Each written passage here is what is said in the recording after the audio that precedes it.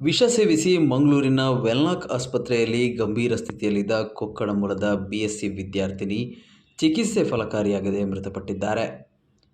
ಬೆಳ್ತಂಗಡಿ ತಾಲೂಕಿನ ಕೊಕ್ಕಡ ಹಳ್ಳಿಂಗೇರಿ ನಿವಾಸಿ ಪೌಲ್ ಡಿಸೋಜಾ ಮತ್ತು ಗ್ರೇಸಿ ಡಿಸೋಜಾ ದಂಪತಿಯ ಪುತ್ರಿ ಪ್ರಿಯಾಂಕಾ ಡಿಸೋಜಾ ಮೃತ ವಿದ್ಯಾರ್ಥಿನಿ.